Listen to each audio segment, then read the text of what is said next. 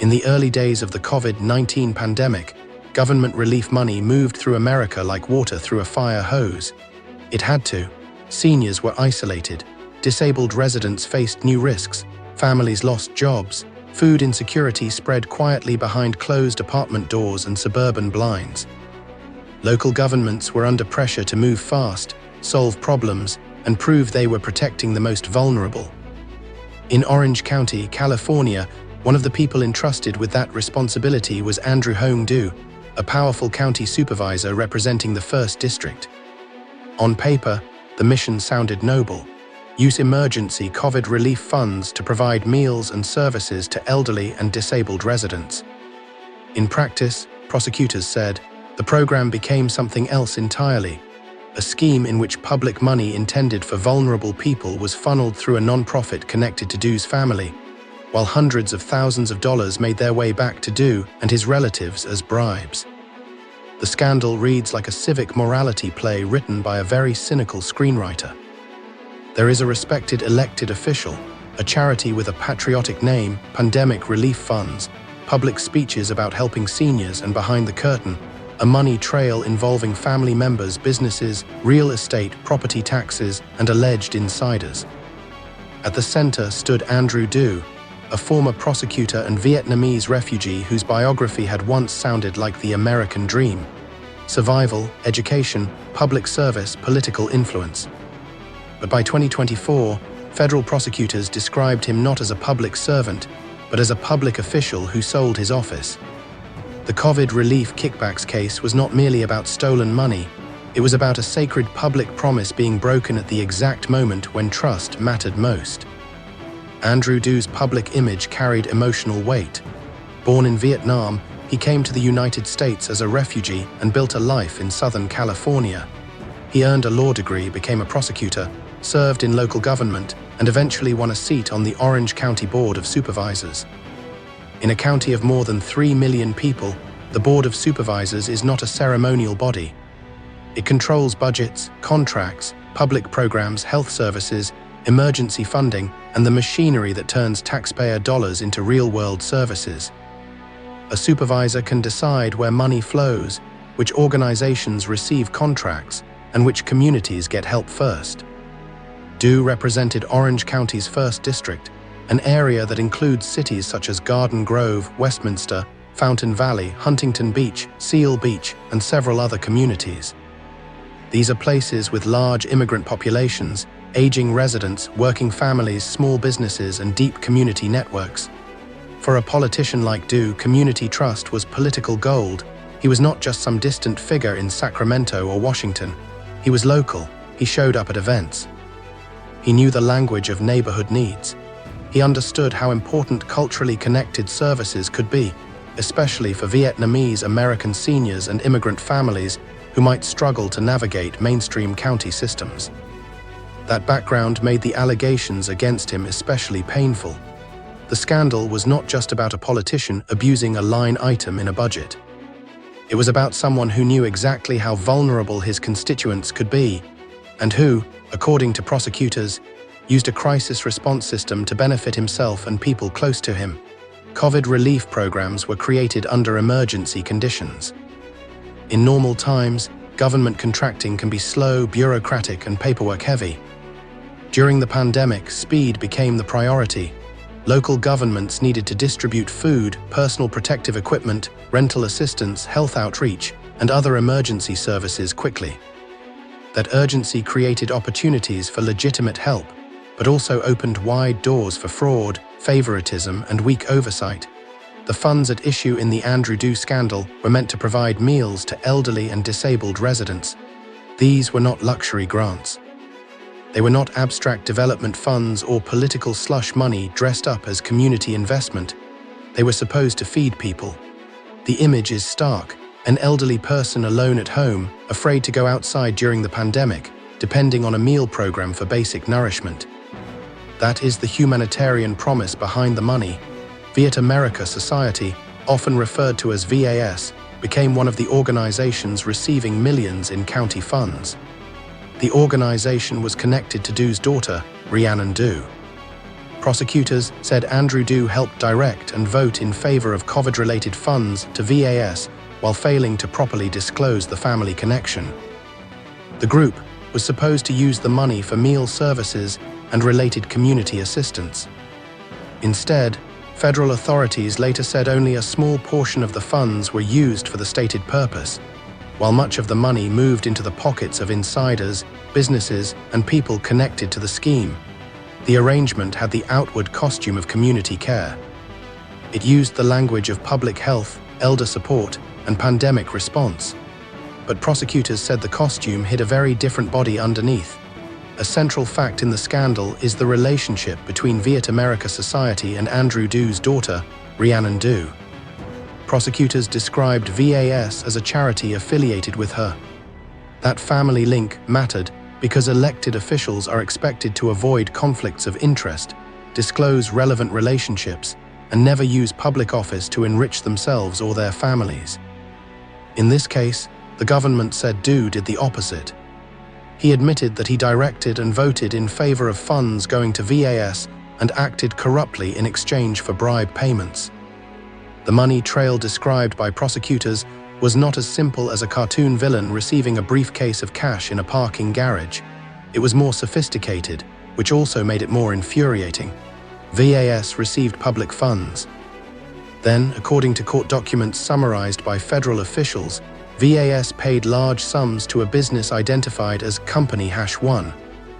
That company made payments connected to Du's daughter, including money used to purchase a home in Tustin. Du admitted that the money used by his daughter to buy that house was a disguised bribe to him. Prosecutors also said additional payments went to another daughter through an air conditioning company that had been paid by VAS. This is how public corruption often works in the real world. It does not always look like a movie scene with a smoky back room and a handshake under the table. Sometimes it looks like consulting fees, payroll, vendor payments, contracts, real estate purchases, and family assistance. The paper trail wears a business suit. It uses invoices. It hides in normal-looking transactions. But when investigators follow the money backward, the pattern can become clear. Public funds move to an organization. The organization pays insiders or friendly vendors. Those insiders send benefits back toward the official or the official's family. The word kickback sounds almost old-fashioned, but the concept remains painfully modern. Perhaps the most damning detail in the case is the reported gap between the program's purpose and its actual performance. Authorities said only about 15% of the money funneled to VAS went toward feeding seniors and disabled people. That figure transforms the scandal from technical corruption into moral theater. If a program receives millions to feed vulnerable residents and only a small fraction goes to meals, the missing money is not just a budget problem. It represents meals not delivered, seniors not helped, disabled residents ignored, and public trust drained away one transaction at a time. The phrase COVID relief carries emotional power because it is tied to one of the most frightening periods in recent history. During the pandemic, many elderly people were trapped by risk. Families could not visit loved ones. Community centers closed. Churches, senior centers, and informal support networks were disrupted. A meal delivery program could be more than food. It could be proof that someone remembered you existed. When money meant for that purpose was diverted, the betrayal was personal. Federal and local officials used unusually vivid language to describe the scheme. Prosecutors and investigators portrayed Du as someone who treated county government like a private ATM, while public money intended for aging and ailing residents enriched insiders. One prosecutor called the scheme Robin Hood in reverse, a phrase that captured the cruelty of the arrangement. Take from the needy and give to the powerful. That line landed because it was simple, memorable, and devastatingly accurate as a moral description of the allegations and admissions.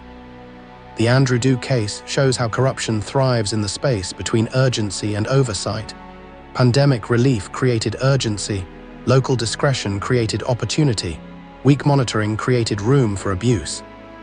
A trusted official could frame spending decisions as community service while steering money toward preferred groups. If contracts were vague, invoices insufficient, and audits delayed, millions could move before anyone fully understood what had happened. The scheme also benefited from the complexity of government funding. Ordinary residents rarely track the path of federal relief dollars once they enter county systems. Money might originate from federal programs, pass through county budgets, and then land in non-profit contracts. Each step can blur responsibility. If something goes wrong, officials can point to staff, contractors, emergency rules, or paperwork confusion. That fog is useful to anyone trying to hide misconduct. In this case, investigators eventually cut through the fog. They examined contracts, payments, family connections, property purchases, bank accounts, and vendor relationships. The story that emerged was not one isolated accounting error, it was a pattern. Du admitted accepting more than $550,000 in bribes. He admitted voting for and directing millions in COVID-related funds to VAS. He admitted that certain payments benefiting his family were disguised bribes. Those admissions gave the case its backbone. This was not merely a scandal of suspicion, it became a criminal case with a guilty plea. Before federal charges became the headline, journalists and local officials had already begun asking uncomfortable questions. Investigative reporting played a major role in drawing public attention to the money routed to non-profits connected to Du's family. County officials demanded explanations. Lawsuits followed, public pressure grew. Eventually, the story moved from local watchdog reporting into federal court. This sequence matters because corruption cases often begin with what looks like boring paperwork, a missing audit, an unexplained contract, a non-profit that cannot show how money was spent, a family connection that was not clearly disclosed. These are not glamorous clues, but they are powerful ones. In public corruption, the first red flag is often not a dramatic confession, it is a spreadsheet that refuses to make sense. As scrutiny increased, Du's political position became untenable. In October 2024, he agreed to resign and plead guilty to conspiracy to commit bribery concerning programs receiving federal funds. For a sitting county supervisor, resignation was a public fall. For a former prosecutor, the guilty plea carried an added irony. Du had once been part of the system that held lawbreakers accountable.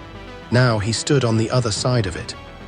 In June 2025, Andrew Du was sentenced to 5 years in federal prison, the maximum sentence under the bribery charge to which he pleaded guilty. The sentence was significant not only because of its length, but because of the judge's message. Public corruption is not a victimless crime. It damages institutions. It teaches citizens to believe that government is rigged. It makes honest public servants look suspicious by association. And in a crisis, it can mean that resources never reach the people who need them most. Du's attorneys sought leniency and acknowledged the shamefulness of his conduct, while arguing over the scope of what he knew about the broader scheme. But the court imposed the maximum sentence. The punishment reflected the seriousness of using public office during a pandemic for personal and family benefit. This was not a technical violation hidden in a campaign finance footnote.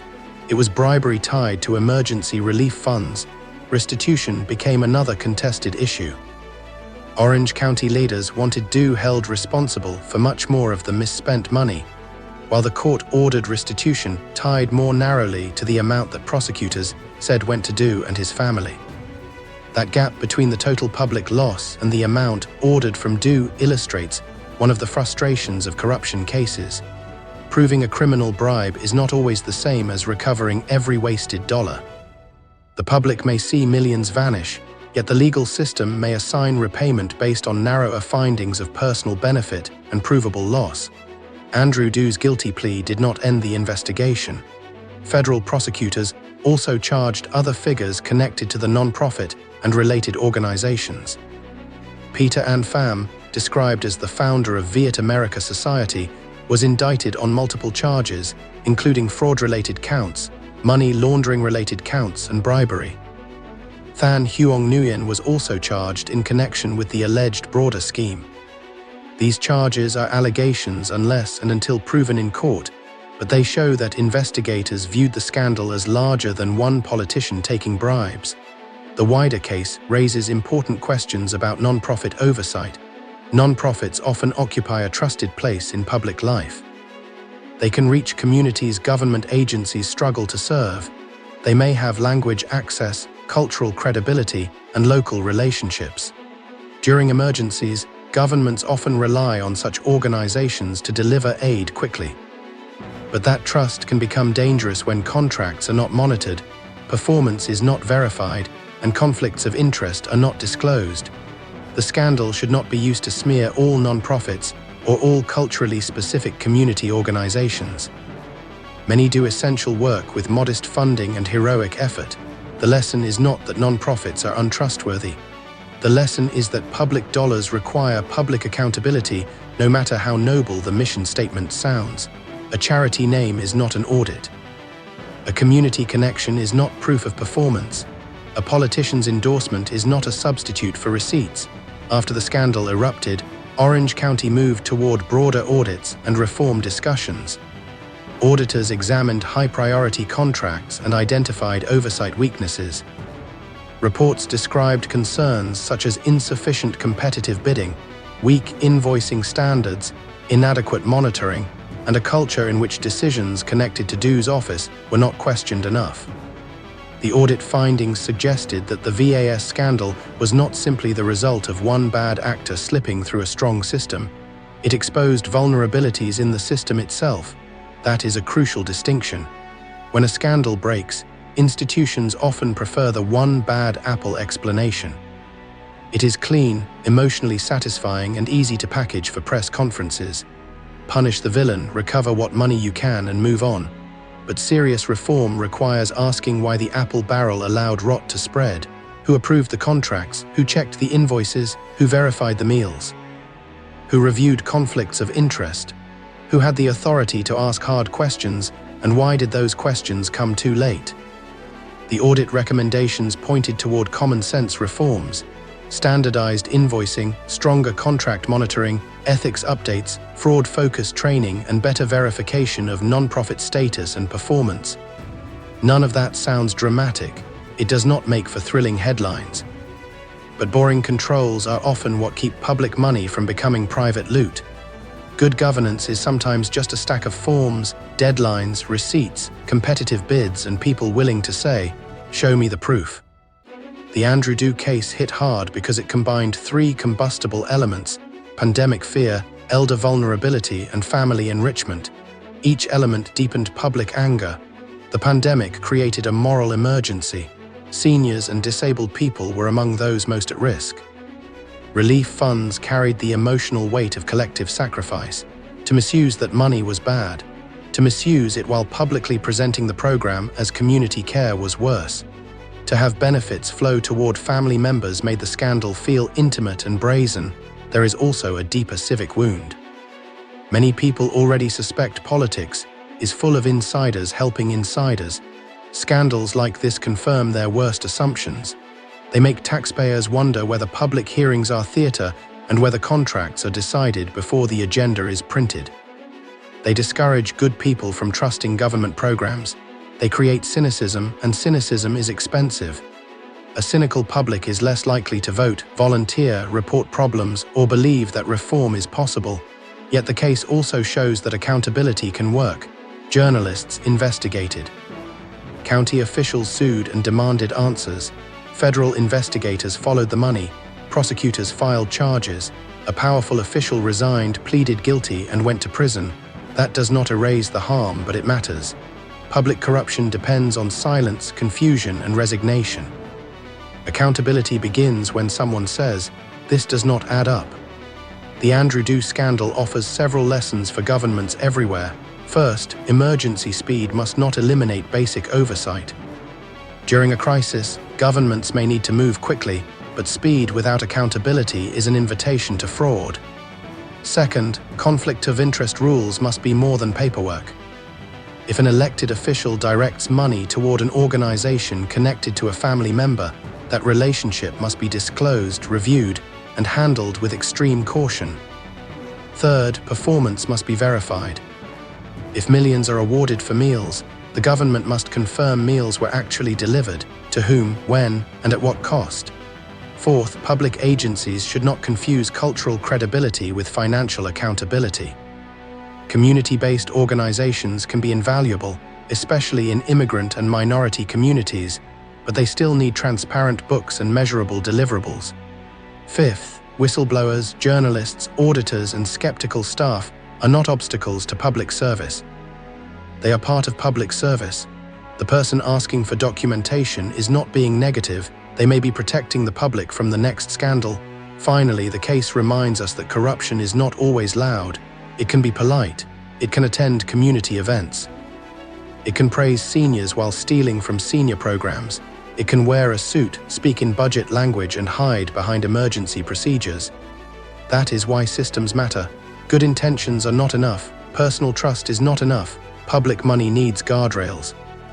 Andrew Du's COVID relief kickback scandal is, at its core, a story about betrayal during a time of need. Money intended to feed elderly and disabled residents became part of a bribery scheme. A public official who had built a career on service admitted that he abused his position of trust. A charity connected to his family became the center of a scandal involving millions of dollars. The legal consequences were severe: resignation, guilty plea, prison sentence, restitution, forfeiture, and continuing investigations into others. But the larger story belongs to the public. It belongs to the seniors who were supposed to receive meals. It belongs to disabled residents whose needs were used as justification for funding. It belongs to taxpayers who funded relief programs in good faith. And it belongs to every local government that must now ask whether its emergency systems are strong enough to withstand temptation. The scandal is entertaining in the dark way political scandals often are, full of hidden pipelines, family connections, public speeches, and courtroom reversals. But beneath the drama is something painfully simple. Public service is supposed to mean serving the public. When officials turn relief programs into personal revenue streams, they do more than steal money. They steal confidence. They steal help from people who may never know exactly what they lost. And they leave behind the most important question in any democracy. Who is watching the people entrusted with the public's trust? The answer must be, all of us. Think this story was shocking? The deeper you dig, the darker it gets. Watch our investigative series exposing the rise and collapse of powerful political empires. Hit subscribe to Corrupt Roots and tell us in the comments, what hidden trail of corruption should we uncover next?